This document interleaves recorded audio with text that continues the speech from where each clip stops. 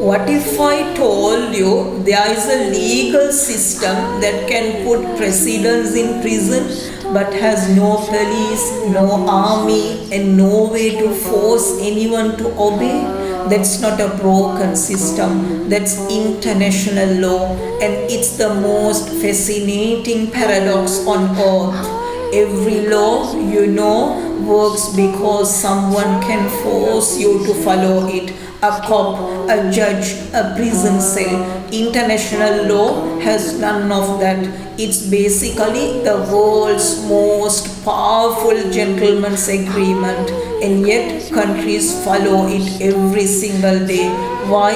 Because breaking it means isolation, sanctions, war, reputation destroyed overnight. The punishment isn't a prison cell, it's becoming a global outcast. For centuries, international law had one simple rule: what happens inside your borders stays inside your borders. Dictators loved it. Genocide was essentially legal. Then came World War II, the Holocaust, Rwanda, Bosnia, and the world finally asked the question that changed everything. What if sovereignty is not a license to slaughter your own people? That single idea rewrote the entire rule book. Today, heads of state get dragged to court. Charles Taylor, president of Liberia, 50 years in prison.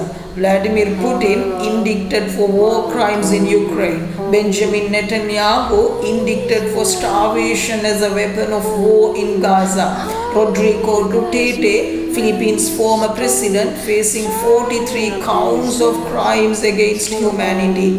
The message to every leader on earth is now crystal clear. Your title is not your shield anymore. But here is where it gets deeply uncomfortable.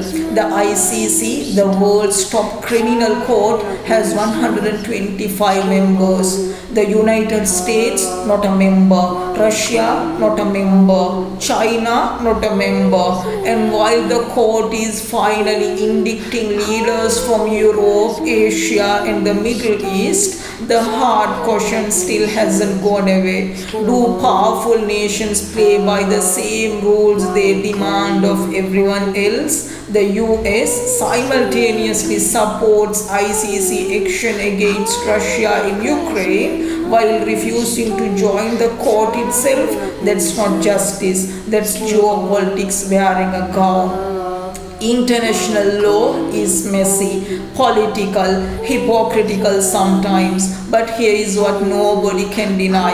A world that once treated slavery, colonial conquest, and genocide as perfectly normal now considers them the gravest crimes in human history. No army enforced that change, no global police force demanded it. Just law, norms, and the slow, unstoppable shift in what humanity refuses to tolerate. Sovereignty used to be an absolute shield, not anymore, and that in a world without global police force is nothing short of revolutionary. Thank you.